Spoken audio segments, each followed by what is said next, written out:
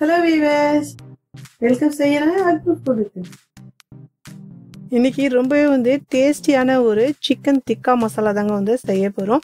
இது பசங்க பெரியவங்க எல்லாமே ரொம்ப விருப்பமாக சாப்பிடுவாங்க. இது பார்த்தீங்கன்னா சப்பாத்தியோட, தோசையோட, ரொட்டியோட ரொம்பவே சூப்பரான ஒரு காம்பினேஷனாக இருக்குங்க சைட் டிஷ்ஷாக. இதே மாதிரி செஞ்சு பாருங்கள். பிடிச்சிருந்துச்சின்னா மறக்காத ஃபஸ்ட் டைம் வாட்ச் பண்ணுறவங்களா இருந்தீங்கன்னா சப்ஸ்கிரைப் பண்ணுங்கள். பக்கத்தில் இருக்க பெல் பட்டனுக்கும் ப்ரெஸ் பண்ணிக்கோங்க. நான் போகிற ரெசிபி உடனுக்குடன் மொபைலில் சேரும். வாங்க இப்போ எப்படி சொல்லலான்னு போய் பார்க்கலாம். ஒரு 3/4 கிலோ இருக்குங்க. நான் சிக்கன் ப்ரெஸ் எடுத்திருந்தேன். இதுக்கு பார்த்தீங்க அப்படின்னா நான் கொஞ்சம் மீடியம் சைஸில் போட்டுக்கிட்டேன். கொஞ்சம் பெருசு, ரொம்பவும் பெருசு இல்லை.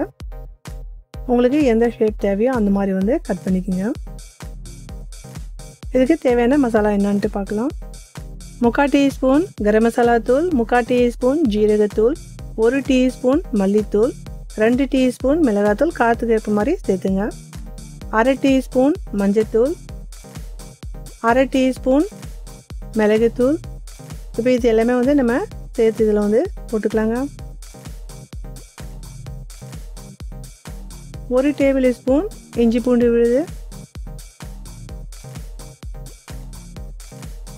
இது கூடயே கெட்டியான தயிர் எடுத்துக்கலாம். இது ஒரு 1 டேபிள் ஸ்பூன் இருக்கும். தேவையான அளவு உப்பு சேர்த்துக்கலாம். இது எல்லாமே நல்லா நம்ம மிக்ஸ் பண்ணிக்கலாங்க. இதுக்கு நம்ம ஒரு அரை மணி நேரமாச்சும் இதுக்கு ஊற வச்சிடலாம். அடுப்பில் பேன் வச்சுருக்கேன். தேவையான அளவு எண்ணெய் போட்டுக்கலாம். நான் ஒரு 4 டேபிள் ஸ்பூன் எண்ணெய் போட்டுக்கிட்டேன். எண்ணெய் அளவு சூடாயிடுச்சு. 1 டீஸ்பூன் ஜீரகம் பொரியட்டும். வெங்காயம் எடுத்துருந்தேன். பெரிய வெங்காயம் ஒரு 2 இருக்கும். இதுக்கு சின்ன சின்னதாக கட் பண்ணிக்கிட்டேன். இதுக்கு நல்லா நம்ம பொன்னுருள் வர வரைக்கும் நல்லா வதக்கணும். கூடயே கொஞ்சமாக உப்பு சேர்த்துக்கலாம்.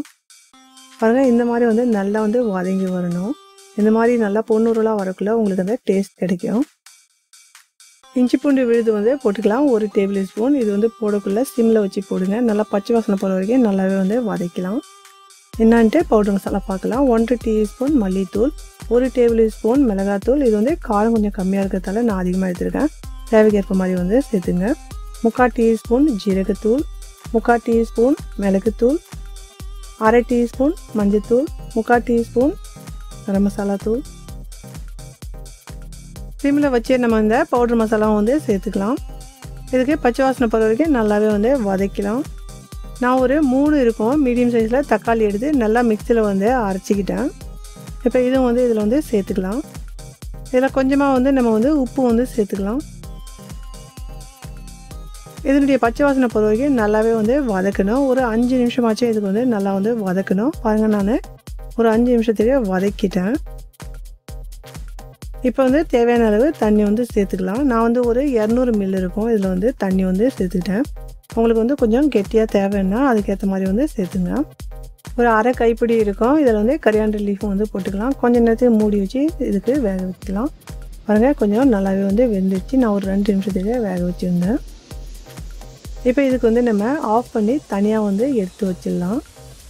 இப்போ நெக்ஸ்ட் ஸ்டெப் நம்ம ஃபாலோ பண்ணலாம். அடுப்பில் பேன் வச்சுருக்கேன். இதில் பார்த்தீங்கன்னா ஒரு 50 கிராம் இருக்கும் பட்டர் எடுத்துக்கிட்டேன்.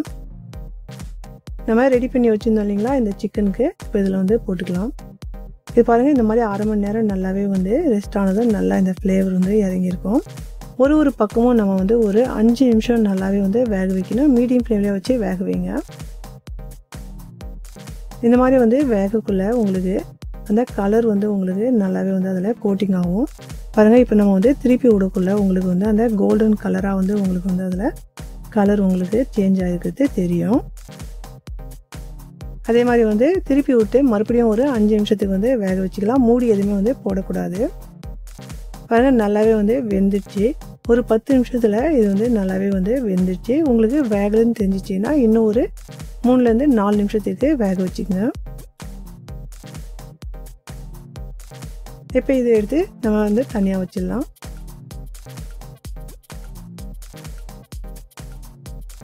நம்ம முதல்ல கிரேவி ரெடி பண்ணோம் இல்லைங்களா, அந்த கிரேவிக்கு நம்ம மறுபடியும் கொஞ்ச நேரத்துக்கு சூடு பண்ணிக்கலாம்.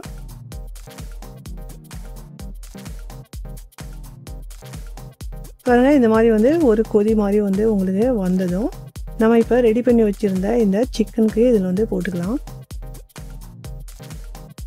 பாருங்கள், எவ்வளோ கலர்ஃபுல்லாக டேஸ்டியான ஒரு சிக்கன் டிக்கா உங்களுக்கு வந்து கிடச்சிச்சு மசாலா.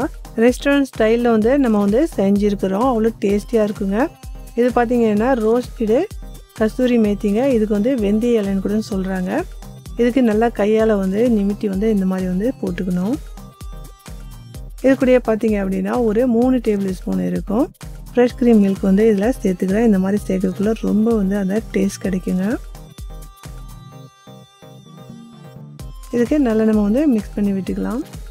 இதில் ஒரு 3லேருந்து 4 நிமிஷத்துக்கு இதுக்கு வந்து கொதிக்க விடலாங்க மீடியம் ஃப்ளேமில் வச்சு. இந்த எண்ணெய்லாம் நல்லாவே வந்து பிரிஞ்சு வருது பாருங்கள். எவ்வளோ வந்து சூப்பராக வந்து டேஸ்டியாக இப்போ வந்து ரெடி ஆகிடுச்சு. நம்ம வந்து சர்வ் பண்ண முடியும். இது பார்த்திங்கன்னா ஒரு 4லேருந்து 5 பேர் வந்து தாராளமாக சாப்பிட முடியும். அவ்வளோ டேஸ்டியாக இருக்கும். இது வந்து நீங்கள் சப்பாத்தியோட, பூரியோட, ரொட்டியோட ரொம்பவே வந்து சூப்பராக வந்து சாப்பிட முடியும். தோசை கூட அவ்வளோ நல்லா இருக்குங்க. இந்த டிஷ் பார்த்திங்க அப்படின்னா நெய் சாதத்தோட, குஷ்கா ரைஸோட சூப்பரான ஒரு காம்பினேஷனாக இருக்குங்க. நான் சேனலுக்கு கீழே கொடுக்குற அந்த ரெசிபி தேவைப்பட்டுச்சுன்னா பார்த்துங்க. இந்த ரெசிபி பிடிச்சிருந்தா மறக்காத சப்ஸ்கிரைப் பண்ணுங்கள். ஃபஸ்ட் டைம் வாட்ச் பண்ணுறவங்களா இருந்தீங்கன்னா என்ஜாய் ஃபுட்.